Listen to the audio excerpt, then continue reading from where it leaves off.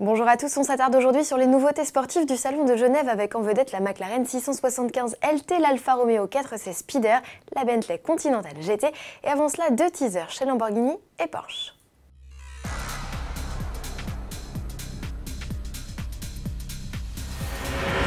Que nous concocte Lamborghini pour cette 85e édition du Salon de Genève? Élément de réponse avec cette vidéo que le constructeur vient de mettre en ligne.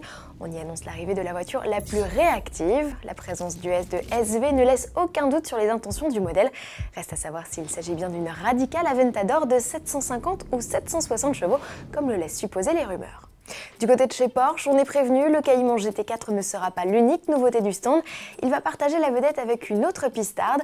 Serait-ce la 911 GT3 RS? Le doute est quasi levé puisque dernièrement, les photos d'une miniature du modèle doté d'un 6 cylindres 4 litres de 500 chevaux sont apparues sur la toile. Place à présent à l'actualité McLaren avec la 675 LT. Cette déclinaison de la 650S se repère tout d'abord à sa poupe allongée, référence à la F1 Longtail des années 90. Mais la 675 LT, ce n'est pas qu'une plastique, soit dit en passant nettement plus aérodynamique. 30% des pièces sont d'ailleurs nouvelles comparées à la 650S. C'est aussi 100 kg de perdu et un V8 3,8 turbo plus puissant de 25 chevaux. Avec une cavalerie de 675 chevaux, l'anglaise revendique un chrono de 2 secondes 9 pour atteindre les 100 km/h et 7 secondes 9 pour franchir la barre des 200. Sa principale concurrente, la Ferrari 488 GTB, est théoriquement coiffée au poteau. Elle n'affiche en effet que 670 chevaux, un 0 à 100 en 3 secondes et un 0 à 200 en 8 secondes 3. Question vitesse maxi en revanche, elles se mettent toutes deux d'accord avec 330 km/h annoncés en pointe.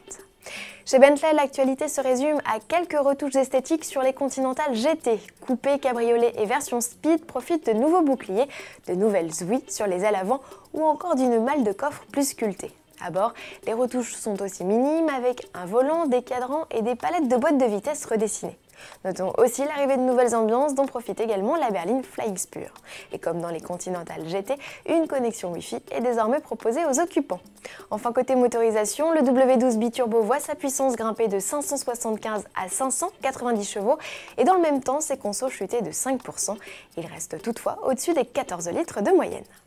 Terminons cette édition avec la 4C Spider. La version découvrable du coupé italien débarque pour la toute première fois en Europe dans ses habits de série.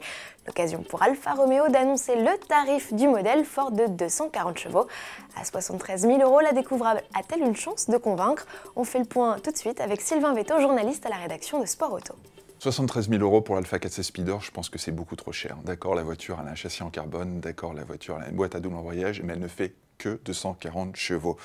Il faut ramener ça à la référence de la catégorie, qui est le Boxster S en boîte PDK, qui coûte 7 000 €, mais de moins. Donc on peut quand même vraiment se poser la question. On peut également se poser la question de savoir si on n'achèterait pas une Chevrolet Stingray, qui coûte 76 000 €, donc simplement 3 000 € de plus, mais qui, elle, a un gros V8 qui fait 466 chevaux. Donc clairement, 73 000 €, je pense qu'Alfa, pour son 4C Spider, il tape beaucoup trop haut. La 4C Spider débarquera à l'été. Toutes ces nouveautés seront à découvrir dès le 3 mars au Salon de Genève et via les vidéos exclusives d'Auto Plus disponibles à l'adresse salon.autoplus.fr. À demain!